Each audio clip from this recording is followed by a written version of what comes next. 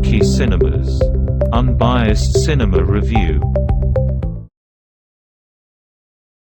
Jackie cinemas நேயர்களுக்கு வணக்கம். நான் உங்கள் ஜாக்கி சேகர். இந்த episode got 8th season game of thrones 8th சீசனில் பெஸ்ட் சீனை வந்து இந்த எபிசோடில் பேச போகிறோம். நம்ம நிறைய பெஸ்ட் சீன்ஸ் வந்து பேசிகிட்டு இருக்கோம். ஏற்கனவே வந்து உதிரி பூக்கள், முள்ளும் மலரும், நிறைய படங்கள்லேருந்து நம்ம வந்து பெஸ்ட் சீன் பேசிகிட்டு இருக்கோம். அந்த மாதிரி பெஸ்ட் சீன்ஸை வந்து இந்த எபிசோடில் பேசலான் இருக்கேன். அதுவும் காட் எடுத்து பேசுகிறேன். சார் இதுக்கு முன்னாடி நீங்கள் காட்டு கீழ்ச்சி வரலையும் போதும், இதுக்கு முன்னாடி வந்து பண்ணி போடவே இல்லையா அப்படின்னா 6வது எபிசோட் பண்ணி அப்படியே எடிட் பண்ணாமல் இருக்குது. சரி, அது என்னன்னா 2 பேர் சேர்ந்து பண்ணுறோம், ஒய்ஃப் நானும் சேர்ந்து பண்ணுறதுனால அதில் கொஞ்சம் டைம் ஃப்ரேம்ஸ் கொஞ்சம் இல்லை. அப்புறம் அப்பாவுக்கு உடம்பு சரியில்லாமல் அப்பா காலமானது, அது இதுன்னு நிறைய கேப் வந்து time. Very sorry for that. அதில் என்ன கொடுமை, நான் அதை நான் பண்ண ஆரம்பித்த அப்புறம் தான் அதனுடைய வேல்யூ எனக்கு தெரிஞ்சுது. அதுக்கு எவ்வளோ பேர் கூட்டமாக இருக்காங்க. ஒரு பொண்ணு கீர்த்தி ஸ்டாலின்னு பேர். அந்த பொண்ணு வந்து டெய்லி எனக்கு வந்து மெசேஜ் பண்ணுவோம், எந்த வீடியோ போட்டாலும் காட்டுங்க. அது வந்து ஒரு கட்டத்தில் வந்து ஒரு ஒவ்வாமைன்னு சொல்லுவாங்க, அந்த மாதிரி ஆகிப்போச்சு. பட் எனக்கு வந்து டைம் தான் நான் பண்ணி போட்டுருவேன். எனக்கு டைம் இல்லை. அதுக்கப்புறம் குடும்ப சூழல் காரணமாக அதை பண்ண முடியாமல் போச்சு. அதுக்காக வந்து அப்படி விடுறதில்ல. 6வது எபிசோட் இதுக்கப்புறம் வந்து அந்த ஃபீவர் வந்ததுனால இதுக்கப்புறம் கண்டிப்பாக பண்ணிட போகிறோம். ஸோ இந்த எபிசோட் வந்து இப்போ ரிலீஸ் ஆகிருக்கிறப்ப இதில் இருக்கிற பெஸ்ட் சீன்ஸ்லாம் இருக்கு இல்லையா, நிறைய பேர் பார்த்துருப்பீங்க. ஸோ அதை பற்றி தான் இதில் வந்து பேச போகிறோம். இது வந்து இதுவரையும் காட் சீரிஸ் பார்க்காதவங்க தயவுசெய்து ஃபஸ்ட்டு சீசன்லேருந்து பார்த்துட்டு வாங்க. காட் வந்து இதுவரை வந்து 8 சீசன் வந்திருக்கு. ஒரு சீசனுக்கு வந்து 10 எபிசோட். ஆனால் 7வது சீசன் வந்து வெறும் 7 எபிசோடு தான் வந்தது. ஸோ அதனால் 67, இது வந்து இப்போ வந்து 68. இது வந்து என்னென்னா இந்த 8வது சீசனில் என்னென்னா வெறும் 6 தான். பட் இதில் வந்து டைம் ஃப்ரேம்ஸ் கொஞ்சம் வந்து அதிகப்படுத்தியிருக்காங்க. பிகாஸ் இதுக்கு முன்னாடியான காட் எல்லாமே வந்து 50 மினிட்ஸ் எவ்வளோ தான் இருக்கும். இந்த எபிசோட் மட்டும் தான் கம்மியாக இருக்கும். அதுக்கப்புறம் எல்லாமே 70, 80 அந்த லெவலில் தான் அதை எடுத்துன்னு போகிறதா இருக்காங்க. ஸோ ஏன்னா இந்த 8th சீசனில் இது எல்லாத்தையும் கம்ப்ளீட் பண்ணி முடிக்கணும் அப்படின்றது அவங்களுடைய பிளானு.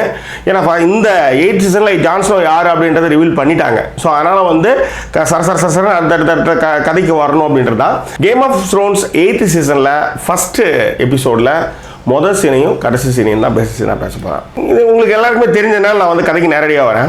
ஒயிட் வாக்கர்ஸ் வந்து வாழை உடச்சிட்டு உள்ளார வர ஆரம்பிச்சிட்டாங்க. ஸோ அவங்க கிட்டேருந்து தப்பிக்கணும்னா மிகப்பெரிய படை தேவை. 7 கிங்டம்க்கும் ஆபத்து. ஜான்ஸ்னோ வந்து கலிசியுடைய படைகளுடைய உதவியோட வந்து விண்டர்ஃபெல்க்கு வந்துட்டு இருக்காப்புல. இதுதான் ஃபஸ்ட்டு ஷாட்டு தொடக்கம். இது எப்படி நீ காமிப்ப? மிகப்பெரிய படை ஒன்று விண்டர்ஃபெல்லை நோக்கி வந்து கொண்டு இருக்கின்றது அப்படின்றது எப்படி காமிப்ப? ரொம்ப முக்கியம். ஒரு ஷாட்டை நீ எப்படி காமிப்ப? ஸோ இதில் எப்படின்னா ஃபஸ்ட்டு ஷாட்லேயே அந்த பையன் ஒருத்தன் வந்து குடுன்னு ஓடியாருவான். அவன் ஓடியாரப்போ அவன் ஓடியாந்து கிட்ட வரும்போது தான் பார்த்தா அவன் ஒரு பெரிய மார்ச் ஃபாஸ்ட் மாதிரி அந்த படை வந்து நடந்து போயிட்டுருக்கும். அந்த சவுண்டு, அந்த பிரம்மாண்டத்தை, அந்த சவுண்டு வந்து அந்த பையன் உணர்வான். ஆனால் அவன் இருக்கிறது ரொம்ப குள்ளமாக இருப்பான். அவனுக்கு வந்து ஒரு சின்ன கேப் மட்டும் தான் தெரியும். அதில் வந்து படை வீரர்கள்லாம் போயிட்டே இருப்பாங்க. இப்போ நம்ம வந்து குட்ஸ் வண்டி பார்க்கணும்னு வச்சுக்கேன். சில இதில் வந்து ரயிலுக்கு வெயிட் பண்ணிகிட்டு இருப்போம், ட்ரெயினுக்காக. குட்ஸ் வண்டி போயிட்டு இருக்கோம். 1, 2, 3, 4, 5 என்ன ஆரம்பிச்சோம்னா 20,000 முடியும்னு பார்த்தா அதுக்கப்புறம் 21, 22, 23, 22, சரி 30,000 முடியுமா, 31, 32, சரி 40,000 முடியுமா, 41, 42, 50, 60 போயிருக்கு நம்ம ட்ராக்ல. ஸோ அந்த மாதிரிலாம் நம்ம வந்து பார்க்குறப்ப அப்போ இதுவே வந்து பக்கத்தில் பார்க்குறதுக்கு இப்படி இருக்கு. இப்போ இதுவே இது எவ்வளோ பெரிய லென்த்துக்கு இருக்கும் அப்படின்னு ஒரு பேர்ட் ஐ வியூவில் போய் பார்த்தோன்னா எப்படி இருக்கும் அப்படின்னா, அப்போ அந்த ட்ரெயின் வந்து எப்படி ஒரு பெரிய மலைப்பாம்பு வந்து வளைஞ்சு நெளிஞ்சு அப்படியே போகிற மாதிரி இருக்காது. ஸோ அந்த மாதிரி ஒரு ஷார்ட்டை கம்போஸ் பண்ணியிருந்தான். இந்த பையன் என்ன பண்ணுவான், அந்த சின்ன கேப்பில் கொஞ்சமாக தான் தெரியும். அதுக்கப்புறம் என்ன பண்ணுவான், அந்த பையன் குடுகுடுன்னு ஒரு மரத்தில் ஏறுவான். செம்ம பெரிய மரம். அந்த மரத்தில் ஏறும்பொழுது பார்த்தா பெரிய பேட்டாலியன். ஒரு இந்த பக்கம் ஒரு ரோ, அந்த பக்கம் ஒரு ரோ, ஒரு மொத்தம் 4 ரோ விண்டர்ஃபெல்லுடைய அந்த என்ட்ரன்ஸில் வரும்போது எல்லாம் குறுகி சிங்கிளாக வருவாங்க. அப்படி ஒரு ஷாட்டு பரபரப்பாக அந்த பையனுடைய பாயிண்ட் ஆஃப்ல காமிச்சு, இந்த பக்கம் காமிச்சு அந்த கும்பல் அந்த படை உள்ளார வந்துட்டு இருக்கு. சரி, இந்த இடத்துல வந்து ஆர்யாவை காமிக்கிறாங்க. ஆர்யா வந்து பார்த்தா ஃபர்ஸ்ட் எடுத்துமே அவன் வந்து கலிசி தான் பார்க்குறான். கலிசி பார்த்து அவன் மூஞ்சி வந்து சுருங்குது. நீங்கள் அந்த ஷாட் நல்லா கவனிச்சா தெரியும். இவ பார்க்குறப்ப கலிசி மட்டும் இருப்பான். அந்த இடத்துல வந்து பெண்டு, ஆக்சுவலாக அந்த பெண்டு இப்படி வரும்போது பார்த்தீங்கன்னா அந்த இடத்துல வந்து ஜான்ஸ்னோவை காமிப்பாங்க. அது பார்த்தீங்கன்னா அவன் முகத்தில் வந்து ஒரு சந்தோஷம். என்னடா இந்த பொண்ணு வந்து ஃபஸ்ட்டு வந்து ரியாக்ஷனில் வந்து மூஞ்சி சுருங்கி அதுக்கப்புறம் அவள் வந்து சிரிக்கிறா அப்படின்னா, அண்ணனை பார்த்தப்பறம் சிரிப்பு வந்துடுச்சு அவளுக்கு. ஸோ அந்த ஷாட்டை அழகாக கம்போஸ் பண்ணிப்பாங்க. சரி, இதெல்லாம் விட்டுடுங்க. நார்த்தில் இருக்கிற அத்தனை குடியானவர்களும் மக்களும் வந்து அந்த படைகளையே பார்த்துட்டு இருக்காங்க. கலிசி வரா. ஏன்னா நார்த்துக்கு வந்து ஆகவே ஆகாதவங்க டார்கேரியன்ஸ். ஓகேவா? ஸோ அவங்க வந்து இது உள்ளார வராங்க. உள்ளார வரும்பொழுது எதிரிக்கு எதிரி நண்பன்றது இப்போ சொன்னாலும் ஃபஸ்ட்டு எதிரிக்கு எதிரி நண்பன் ஆகணுமே. அது அப்படியான ஒரு சிச்சுவேஷன் இது. ஸோ இந்த மாதிரி ஒரு தர்ம சங்கடமான சூழலில் ஜான் ஸ்னோ வந்து உள்ளார கூட்டிட்டு வரான் எல்லாருமே வந்து ஒரு அந்நிய பார்வையை பார்க்குறாங்க.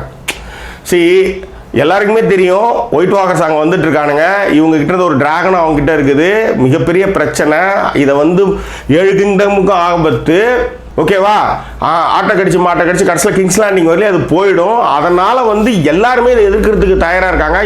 ஒட்டுமொத்த 7 கிங்டமில் இருக்கிற வீரர்களும் இதை எதிர்க்க போகிறாங்க. 10ஆவதுக்கு அடுத்த கண்டத்தில் இருக்கிற டார்கேரியன்ஸ் குரூப்பும் இது உள்ளார வந்து இணைஞ்சு போச்சு. இப்போ எல்லாரும் வந்து ஒயிட் வாக்கர்ஸை எதிர்க்கிறதுக்கு போயிட்டு இருக்காங்க. அதுக்காக தான் இவங்க வந்திருக்காங்க. ஆனாலும் மக்கள்கிட்ட அந்த ஸ்நேக பார்வை இல்லை. அந்த ஸ்நேக பார்வை பார்க்காம எல்லாரும் வந்து ஒரு மாதிரி அந்நியத்தன்மையாகவே பார்க்குறாங்க அவங்க எல்லாரையும். ஸோ அப்போ வந்து ஜான் ஸ்னோ சொல்லுவாப்புல, வெயிட் பண்ணேன், நார்த்து வந்து எப்பயுமே நார்த் பீப்புள் வந்து எப்பயுமே யாரையுமே வந்து உடனே வந்து ட்ரஸ்ட் பண்ண மாட்டாங்க, நான் உனக்கு வந்து இதை வந்து எச்சரிக்கையாகவே சொல்கிறேன் அப்படின்னு சொல்லும்பொழுது, என்னடா நானும் சண்டை உங்களை காப்பாற்றுறதுக்கு எங்களை காப்பாற்ற தான் வந்திருக்கேன், அதிக பேர் மயிரெல்லாம் மூஞ்சி வச்சுட்டு உட்காந்துருக்கீங்களேன்ட்டு அதை வந்து கலிசி வச்சு நடந்து வந்துட்டு இருக்கும்பொழுது ஒரு சீன் ஒன்று சூப்பரான ஒரு சீனுங்க. அந்த கலிசி வந்து குதிரையை வச்சு அது வந்து உட்காந்துட்டு வர்றதே ஒரு கம்பீரத்தோடு தான் வந்துட்டு இருப்பா. கம்பீரத்தோடு தான் வந்துட்டு இருப்பா. மேலே திடீர்னு ஒரு பெரிய சவுண்டு டிராகன் அப்படி உள்ளார நுழைய ஆரம்பிச்சதுமே பார்க்குறப்ப அந்த கலிசி கிட்ட ஒரு பெருமிதம், அதுக்கப்புறம் அந்த குதிரையில் ஆடி வந்துட்டு இருக்கிறப்ப அந்த உதட்டில் அந்த புன்னகை கொஞ்சம் வரும் பாருங்க. டடா இதுதான் வந்து ஒரு நடிப்பை வெளிப்படுத்தக்கூடிய இடம். இதை வந்து வேலை வாங்குறது ஒரு டைரக்டர் கையில் இருக்குது. அவ்வளோ பெரிய டிராகன், ஒரு மிகப்பெரிய பிரம்மாண்டம், அதெல்லாம் என் நாய்க்குட்டி மாதிரி நான் சொல்கிற பேச்சை கேட்கும், அது எவ்வளோ பெருசு தெரியுதுல்ல, அது நான் சொல்கிற பேச்சை கேட்குன்ற மாதிரி அவள் வர்றது. ஃபஸ்ட்டு வந்து அதே மாதிரி 2 பேர் சான்சா அண்ட் ஆரியா வந்து அந்த டிராகனை பார்க்குறப்ப அவகிட்ட இருக்க அந்த குழந்தனம் வெளிப்பட்டு அவள் வந்து சிரிப்பா அந்த டிராகனை பார்த்து வந்துடுச்சு அப்படின்ற மாதிரி. சான்சா வந்து இது என்னென்னலாம் ஆக போதோ தெரியலையே அப்படின்ற மாதிரி பார்ப்பா. அதுக்கான கேள்வி இந்த எபிசோடில் கேட்பா. அவங்ககிட்ட கலிசிக்கிட்டே கேட்பா, அம்மா உன் டிராகன்னா துண்ணும் அப்படின்னு கேட்பா. அது எதெல்லாம் பிடிக்குதோ அதெல்லாம் துண்ணுன்னு அது பதில் சொல்லுவோம். அப்படியான ஒரு ஃபண்டாஸ்டிக்கான கான்வர்சேஷன் அது.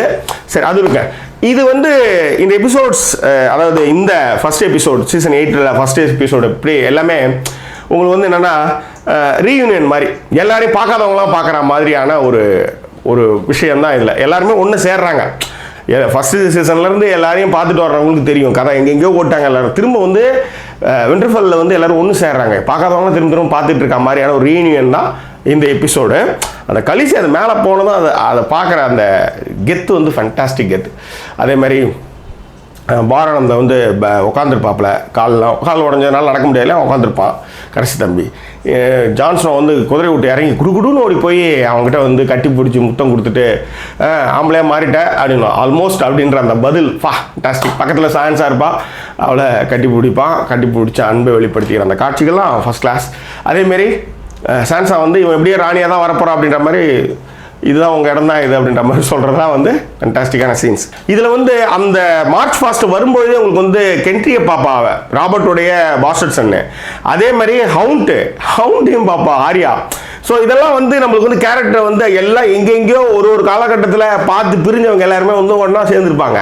அதுதான் இந்த சீக்வலோட, அதுவும் இந்த எபிசோடோட சிறப்புன்னு நான் சொல்லுவேன். இந்த 8th சீசனில் இந்த ஃபர்ஸ்ட் எபிசோடில் எனக்கு ரொம்ப பிடிச்ச சீன் கடைசி சீன். அது வந்து எப்பயுமே காட் சீரீஸில் எல்லா எபிசோட்லையுமே லாஸ்ட் சீன் வந்து அப்படி கும்கோ அப்படின்னு குத்துற மாதிரியான ஒரு சீனு, அப்படியான ஒரு சீன் தான் அந்த சீனு. ஆக்சுவலாக வந்து பிரான் வந்து அங்கே வந்து உட்காந்துட்டு இருப்பாப்புல, ஜெமி லானஸ்டர் வந்து ட்ராவல் பண்ணி வந்திருக்காப்புல, வந்து இறங்கிட்டு எல்லாரையும் பார்த்துட்டு அதுக்கு ஃபோர் கிரவுண்ட் ஒரு ஷாட் ஒன்று இருக்கும். அந்த சக்கர நாற்காலியில் வந்து அவன் உட்காந்துருக்கான், பிரான் வந்து உட்காந்துருக்கான் அப்படின்றது ஒரு ஃபோர் கிரவுண்ட் ஒரு ஷாட் இருக்கும். அங்கே தான் ஜெர்மி லானஸ்டர் வந்து இறங்குவான். இறங்கிட்டு குதிரையெல்லாம் பார்த்து வச்சுட்டு இப்படி திரும்பி பார்த்தா அவன் நிற்பான். அதோட எப்படி ஒரு கட்டம், அதாவது ஃபஸ்ட் எபிசோடில் இந்த காட்டோடைய ஃபஸ்ட்டு சீசனில் ஃபஸ்ட் எபிசோடில் தள்ளி விட்டவன் 8th எபிசோட ஃபஸ்ட் எபிசோடில் எண்டில் வந்து அதே மாதிரி அவன் உயிரோடு உட்காந்துட்டு இருக்கிறது வந்து ஃபண்டாஸ்டிக்கான ஒரு ஸ்க்ரீன் பிளே அது. ஸோ இதில் அந்த ஃபஸ்ட்டு எபிசோடில் லாஸ்ட்டில் இருக்கிற அந்த ட்விஸ்ட்டு லாஸ்ட்டு சீசனில் ஃபஸ்ட் எபிசோடில் லாஸ்ட் ட்விஸ்ட்டாக வரும்பொழுது என்னது, 2 மந்தையில் பிரிந்த 2 ஆடுகள் நேரில் சந்தித்த போது பேச்சு வரவில்லையே அப்படின்ற மாதிரியான ஒரு டேய் நீ ரெண்டா தள்ளி விட்ட. யோசிச்சு பாருங்க, இவன் வந்து அவங்க அக்கா காரி கூட படுத்தான்றதுக்காக ஒருத்தன் தள்ளி விட்டு அதுக்கப்புறம் வந்து பெரிய பிரச்சனை ஆகி அதில் வந்து இவனை சாவடிக்கிட்டு வந்துட்டாங்கன்னு சொல்லி அந்த தள்ளி விட்டதுலேருந்து எத்தனை பேர் மரணம் அடைஞ்சிருக்காங்க. இங்கே இருக்கிற அத்தனை பேருமே, அதாவது விண்டர்ஃபாலில் இப்போ இருக்கிறவங்களாம் எவ்வளோ பெரிய பிரச்சனைகள்லாம் சந்திச்சாங்க, யார் யாரெல்லாம் போய் சுற்றினாங்க, எல்லாத்துக்கும் காரணம் அந்த தள்ளி விட்டது தான். அதில் வந்து இவனை வந்து உயிரோடு பார்க்குறப்ப அது அந்த ஸ்டக்காகி நிற்கிற அந்த சீன் வந்து இந்த fantastic scenes, the best scene of game of thrones அப்படின்னு நம்ம வந்து பார்த்தோம்னா நிச்சயமாக இந்த 2 சீனும் வந்து இந்த எபிசோடில் இருக்கிறத நான் சொல்லியிருக்கேன். இன்னும் நிறைய சீன்ஸ் வந்து உங்களோட பகிர்ந்துக்கு ஆவலாக இருக்கின்றேன். ஸோ நீங்கள் தொடர்ந்து இதுக்கு ஆதரவு கொடுங்க. சீசன்ஸ் வந்து எல்லா சீசன் எபிசோடுமே அப்படியே ரகவாரியாக பண்ணிட்டு வரேன். இப்போதைக்கு இந்த எபிசோடெலாம் போகிறதுனால இது குறித்து இப்போதைக்கு நம்ம வந்து தொடர்ந்து பேசுவோம். இது வந்து ஃபுல்லாக பெஸ்ட் சீன்ஸில் தான் வருது. ஓகேவா? ஓகே, வேற என்ன, மீண்டும் வேறொரு எபிசோடில் உங்களை நான் சந்திக்கிறேன். அதுவரை நன்றி கூறி விடுவது உங்கள் ஜாக்கி சேகர். நன்றி, வணக்கம்.